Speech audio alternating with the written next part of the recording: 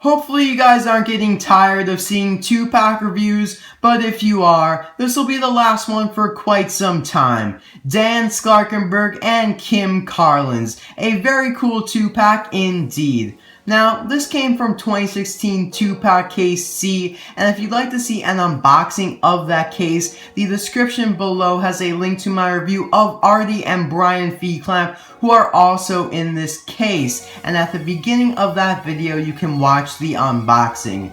Now, thankfully, Mattel included 2 of this 2-pack and 2 of the Artie and Brian Feeclamp 2-pack, which is awesome.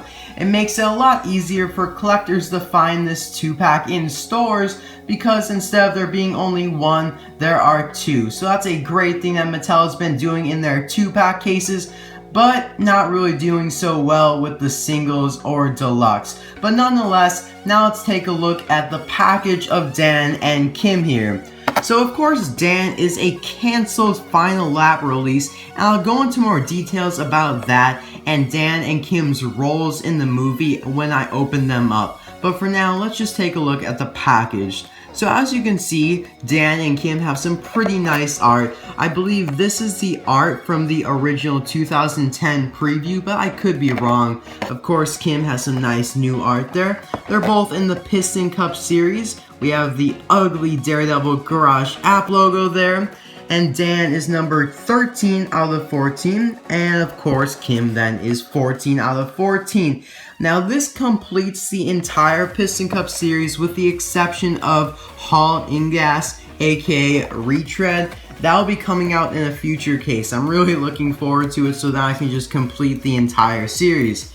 Now on the back here we have a picture of the Los Angeles International Speedway, which is kind of inaccurate because most of the Piston Cup racers in this series did not race at that speedway, but raced at the Motor Speedway of the South. So if they had a picture of that raceway, it'd be a lot more accurate. But the description for the series reads, the King Chickix and Lightning McQueen compete in a tiebreaker race to win the Piston Cup Championship. And we just here have instructions for the Cars Daredevil Garage app, and unfortunately not showing any new cars. But for this series it's not a big deal, but for series like the World Grand Prix Pit Crew or other series that we don't really know much about, it actually is a big deal. So Mattel, please again start putting new cars on the back.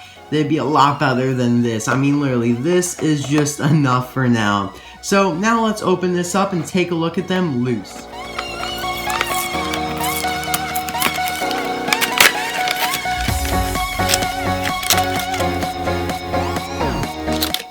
I'm really glad that Mattel finally decided to release Dan Sclarkenberg because, like I said, he was supposed to be released in a final lap case in 2010, but for some odd reason got cancelled along with some other cars like Percy Handbrakes, Mildred Bylane, Kit Revster, and Wilmer Flats. And now today we only have a handful of those cars. We're still missing Percy Handbrakes, a non-lenticular Wilmer Flats, and some other cars I didn't even mention.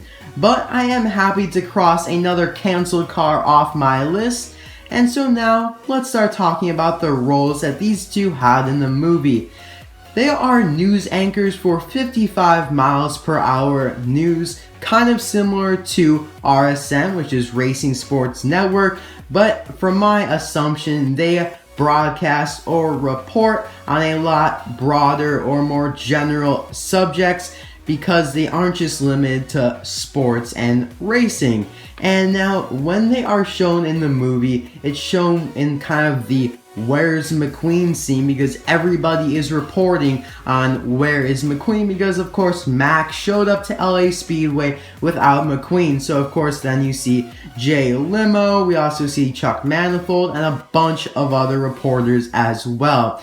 And now, I didn't mention this, but Kim Carllins was not a canceled car. He's a completely kind of new creation that also appeared in the movie, but Mattel never originally planned on releasing him, so it's kind of nice to have a little extra car. So now let's start reviewing these two. Now, if you guys don't remember, I actually did a review of Dan Sclarkenberg because I bought one off eBay from China a few months ago because I was like, I really want to get this car. I'm not going to take the risk that I'm not going to be able to get this, because at that time we didn't know that he was actually getting released. I didn't know that maybe it was kind of like these came on eBay just kind of out of the blue and randomly, but now we know that he actually is getting released. But I'm still not regretting that I bought one.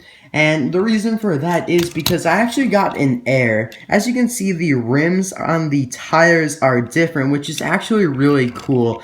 The one on the right here, which is my China version, is the rims from race official Tom here, who is the same model as Dan, but the rims now on the actual release are kind of a lot better in my opinion. They're kind of like wired rims, look very nice. All the spokes are intertwined there, which looks really cool. I'm glad to kind of have a variation in them, and also the colors look a little bit different from what I'm looking at, but I may be wrong. Now he's got a pretty cool expression. It's not the best, but it's actually pretty nice. And he's kind of just like in his talking face, I guess you could say. Cool grill on the front here with some headlights there. Of course, we got the rims again, very, very nice. And moving on to the back here, his license plate reads WE6WU. Same as my other version here. The only difference, is just the rims there. Now let's move on to Kim Carllins, who now I would assume is a female. Now this is just completely an assumption because of the fact that in real life news programs, you usually have a main male host or a main female, but then the co-anchor would be the opposite gender. So since we know that Dan is the main anchor and he's a male, I'm just assuming this would be a female, but I could be completely wrong.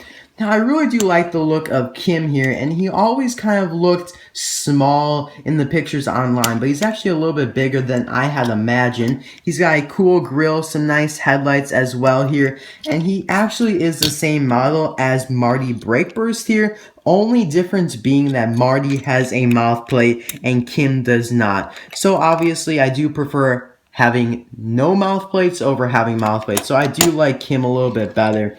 And now they actually do look a little bit different, but the main reason for that is if you look at Kim here, his tires extend a lot farther out, like behind, or not behind, but kind of towards the side of the fenders there, while Marty's are completely covered by the fenders there. So that's a difference that makes Kim look a little bit wider, but if you really do look at them, they are definitely the same model. They're the same size and everything.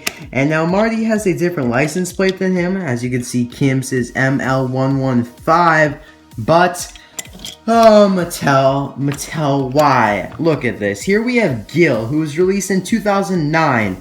ML115, literally 2009, and yet again 2016, nearly like 8 years later, and we still have the same license plate. I have no idea why this is happening. It doesn't make sense to me at all.